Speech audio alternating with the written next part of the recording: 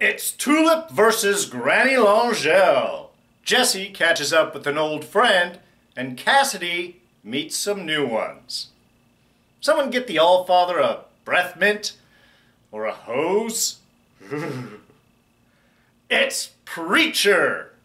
Season 3, Episode 5. The Coffin.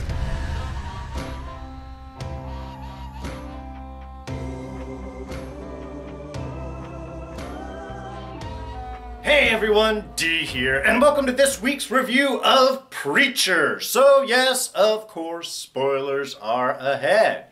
Alright, another fun episode this week. We get some backstory, we get some new characters introduced, and of course, we get our requisite Preacher butt kicking. So, really kind of fun from beginning to end.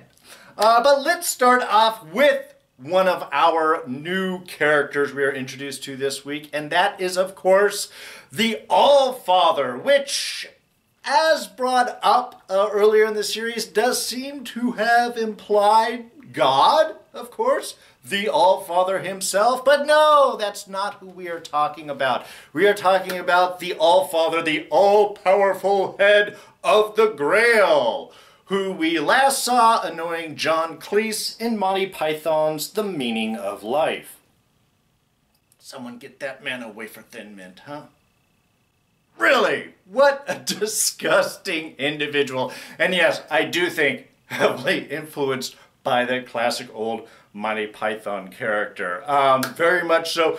Disgusting, gross, and insane, or scheming little schemes. That was the interesting thing that was sort of brought up here. First, of course, a shock being introduced to this new character, Hairstar, doing his best to to try and train Humperdinck to at least pass some sort of quick visual test. Loved Humperdinck eating the finger, or swallowing the finger and the ring in order to kiss it, and evidently choking on that afterwards. Great. We haven't seen Humperdinck for a while, so I'm glad that we get to sort of catch up and see the sort of disaster that is unfolding there, because Hairstar can't get Jesse Custer on board.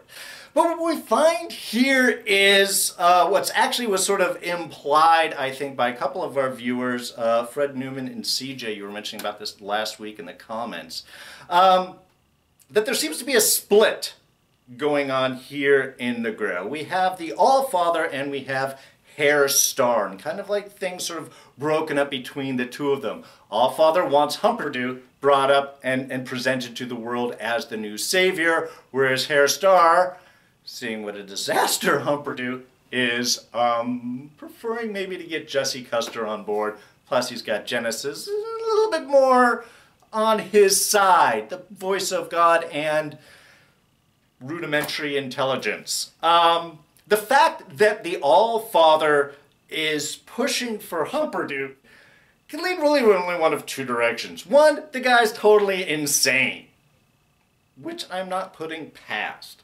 But the other, as I said, Fred and CJ, you had mentioned this in comments, that perhaps the AllFather is in league with the devil to take advantage of God being gone. Is this who God was speaking to on the phone last week? Now, he did end the conversation with "All praise the AllFather," which I thought was just sort of like a standard goodbye, you know, like amen at the prayer, or, you know, anything like that. And why he would say praising to the AllFather as the head of the Grail, maybe he was just talking to someone from the Grail organization. But between the two of those, with God being gone, it seems to imply the possibility is that the AllFather wants to put Humperdinck out because he is a disaster. In order to, maybe is he switching sides, is he getting over onto the devil's side, seeing where things are going, wants the devil to expand, and so he is making a deal? Or is this way of creating doubt, allowing the devil's power to sort of spread and therefore hone in on people's needs for salvation and thus grasp at the Grail again? Basically, peak up the danger so that people go to the good more readily. Oh my God, you have to save us. So, I mean, it can kind of go in either way, I think, with this, but this does seem to imply that the two of them are working together, because really, getting Humperdinck out there as any type of savior is just a nightmare thought. In which case, kind of gets a couple of ideas of where then, if the AllFather is working with the devil to sort of expand things, the devil has sent out the saint in order to grab a couple of people. The easy ones are, of course, Arseface and Hitler, or is it someone that kind of can clear the way for the AllFather's plans as well? A couple possibilities. Now, the other big character we get to meet this week is the Duke himself, John Wayne. A huge presence from the comics, a big influence on Jesse, a big presence throughout the story. So it is high time that he gets back and reintroduced with us. And I love the way that they did it. Because John Wayne was someone that Jesse reached out to as a kid, as he was taken from his father when he was growing up in Angelville. Someone that his father really recognized with. And spending time inside of the coffin, the person that he could sort of speak with, converse with, distract himself from being in a coffin at the bottom of the swamp, nearly suffocating. You need a friend in those types of circumstances. In the show, obviously not a presence that has been with him for a while, possibly not since Angelville, but now welcome back. And I sort of loved how they did that, just a sort of voice overlay.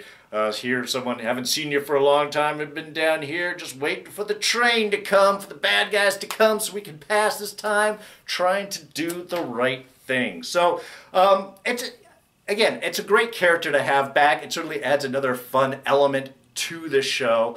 And it's, John Wayne is a force for good. I mean, that's the image that we have of him in American culture, and for Jesse, it's the same thing.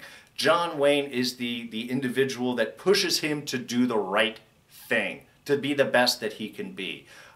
Big phrasing, as he uses it even here at the end here, is, you got to try and be good because there's enough people out there trying to do bad. And so I love him being kind of reintroduced here as maybe a new moral push for Jesse moving forward. And, wow, the way things are going, he can use all the friends he could get. Now, the Coffin, of course, the title of the episode, is where Jesse spends most of this episode. And I have to say, in the beginning, I was really wondering, yes, you're upset, yes, you're losing it. Do you really want to punch out the coffin, the wood around you when you are at the bottom of a swamp? Is that the smartest thing to do? So I kind of appreciated the fact that it did start leaking after that. They're like, oh my God, now we have a bit of a problem. But Jesse's plan to get out, I thought, was quite ingenious. Didn't actually go the way that I thought it was. Because when he puts the cigarette case up onto, I mean, you've got the two pipes, or the two tubes that are coming down. One's putting air in and one's pulling air out. You got fresh air in, you got to pull the carbon dioxide out. So when he covered up the one with the cigarette case, the influx up to the pump, my thought was that, okay, so it's just going to pump air down, he's going to increase the air pressure inside of the coffin, he'll weaken a little bit by scratching up onto the wood there, and then boom, it's going to blow out and he'll be able to swim up to the surface. Didn't exactly go the way that I thought that way. I mean, maybe there'd be a lot more air pressure than it needs. Was it going to slow down the water coming in? It didn't seem to do that. But with the cigarette, again, he put it up into the one that's putting air into the coffin. I was trying to figure out what his plan was. And I guess it's just a safety mechanism from the pump. I mean, we did get the foresight. We did see that the, caution flammable, so some flame would be most likely introduced. Didn't push it up into the pump, and most likely because it would have just gone out with the air pumping in there. So what I'm guessing is when he plugged it up with the cigarette and lit it, that was, of course, the light was to get the flame on there. But I'm guessing the pump, because it was clogged, it was trying to push air out. And once, perhaps, the air pressure got too much, if it was a clog, then it would reverse to try and clear that out. And that's why, at that point, it sucked it up, and that's what pulled the cigarette up into the air pump, hit the flammable, and that's what made it go boom. So that was, I mean, cool. Definitely glad that there was water in there at that point, because you don't want to get hit with a fireball when you're inside of the coffin. But, effective. It worked. It got Jesse out, which he needed to do to save Tulip. Though Tulip had kind of mostly taken care of things all by herself at that point. Almost. Tulip this episode. This was the Tulip does not back down from anything episode. I mean, yes, Tulip's a badass. She's always a badass. We love seeing her as a badass. This, I don't know. I mean, again, Tulip doesn't back down from anyone. And I love that. Facing down with Granny Langell, trades barbs, talking all about killing. I mean, planning things out, being very honest and direct. You know, she's not deceiving at all. She doesn't beat around the bush. Very clear on what it is that she has planned for Mama Langell. And again, doesn't back down at any point. Even with Jody, the big badass. Tulip doesn't change at all. I mean, and the fun thing is watching that whole sequence, especially with Jody there in the room, you can tell, I mean, Jody is smart, and I love that they keep that about the characters, is that, you know, you can see Tulip's trying to be fancy, trying to be sneaky, pulling out the curtain rod there and trying to pull the key back in to let herself out, and Jesse's just doing all the word plays, and yes, you know, especially the one about what's the 7-letter word for an observant one. I'm glad they answered that. It was witness at the end. But to me, that was kind of almost a play for Jody, like, I am watching what's going on. And sure enough, it played out, as it should be expected, that Jody doesn't let her get the key, that was what, you know, that he's not that much of a chump. However, how much of that was actually Tulip's plan? Just to get him closer in order to get the pen, which I'm assuming that she had stolen, picked the lock. That's how she chained up Jody, and then of course waited right behind the door for TC to jump in and take him out. So, again, you don't mess with Tulip. So, let's take a moment and look back at the previous scene there between TC and Granny, because I mean it was kind of interesting stuff that was going on right there. I mean, because TC seems to be rather protective of Tulip in this episode. I mean, and there's really no reason why he should be so much. I mean, yeah, she did look at his dingle and all that. But he seems a little overtly kind of protective to keep her from being fed on by Granny Langell. And, I mean, I think part of it is, I mean, they've done a little twist on his character. He really seems to care about Granny Langell, and I think maybe that's sort of the basis of it. In the comics, he's an extremely pervy individual, kind of very sexually pervy. It doesn't man, woman, animal, vegetable, item, it doesn't matter. TC is into it. So that scene when he's playing with Granny Langell to try and, you know, give her something, it was interesting how he wasn't into her as much. She reached down to sort of grab and find out. I just thought that he felt that he wasn't really into that moment, which I thought was kind of an interesting shift and change. But I don't think he's protective of... I think he's maybe a little put off by Granny Langell's current makeup. I think he wants her to be younger and more vibrant and all of those things. No need for a wig, less mannish looking and all of that. But I don't think that he's being protective of Tulip for her sake. I think he's being protective of Granny. Because he keeps bringing up Jesse. Don't go after Tulip. What about Jesse? He's family. You know, that kind of belief about family, he has brought that up before. But I think that he understands how much Jesse loves Tulip. And if they hurt Tulip, if they take Tulip's soul, if they kill Tulip, there is nothing that is stopping Jesse from killing Granny Langell. I think TC sees that that's the only thing holding him off. And otherwise he's going to have to kill Jesse and do the whole thing like that. Which he might be willing to do, but I think for Granny, for her expectations, he understands that what's going to happen in that pathway. You take out Tulip, there's nothing going to stop Jesse. Jesse will take his revenge and will definitely take out Granny Langell. So I think TC is protecting Tulip to protect Granny.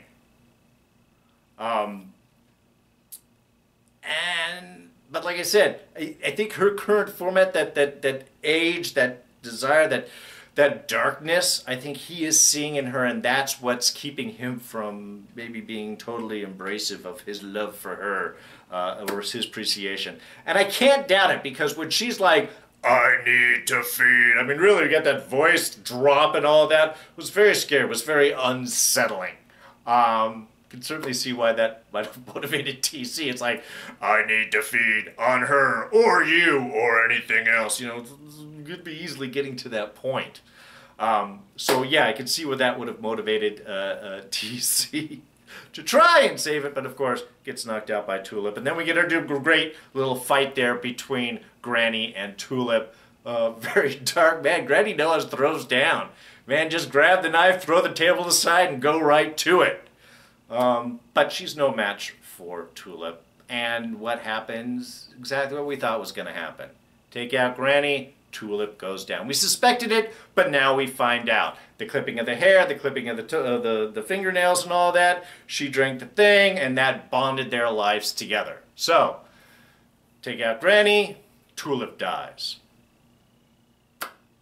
But, he said, take out Tulip, then Jesse will kill Granny. So, kind of works both ways.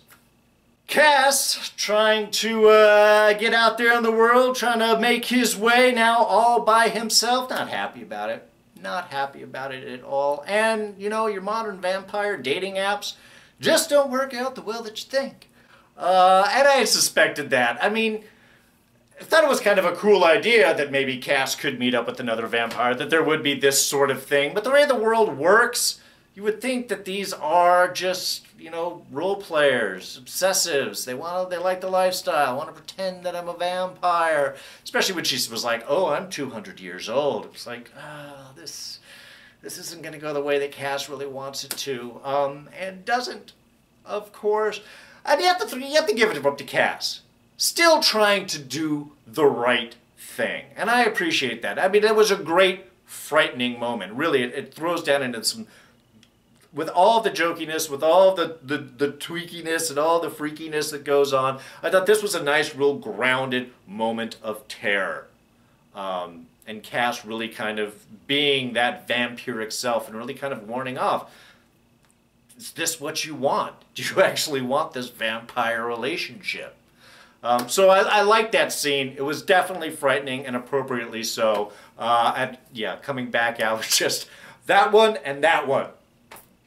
Doesn't even take one of the pills. Puts one pill down and then hits the whole bottle of pills. Elephant tranquilizers. Nice. And goes right down. So, you know, feeling it for Cass. Very hilarious then when Featherstone has her idea to kidnap Cass, film it to try and get Jesse Custer out. I mean, Jesse's in the middle of dealing with so much other shit right now. This is really not the top of the priority. But Cass trying to read the sign, oh, it's upside down, and then just falling over as it's being read. I mean, really, it was just a hilarious scene. And again, for a hair star who keeps trying to do something to get a leg up, to then get ambushed by les enfants de sang, the children of blood, led by, of course, his dating girl there. Really appreciated that. So, look, I like Cass being saved, but he was saved by a bunch of dorks. And I mean that in, like, the worst way. This is not going to end well. And we do have, I mean, there is, again, this is more comic reference. We do have more comic characters that go out. If it ends the way it does in the comics, this is going to be really fun and quick. Don't worry, y'all. I have not forgotten our Scene of the Week for this week, and it is, from the very beginning, the big throwdown fight between Jesse and Tulip and Jody and TC. I love the whole opening sequence. I mean, really, it was kind of this perfect, again, another of those perfect preacher sequences. We have Tulip trying to talk to Jesse about killing his grandmother. Nice way to wake up. I love Jesse hearing the noise downstairs and figuring out instantly what it was. Oh, sounds like Jody and TC. They must have found the Cass had escaped Are you ready for a fist? Are you up for a fist fight? It was awesome. I love the setup. And the fight was hilarious. God, that was so much fun. Jody, of course, still besting Jesse, which I think we're going to continue on until later on, until finally, of course, Jesse will win, you know, at the end. But right now, still got to make sure that Jody is more of the badass.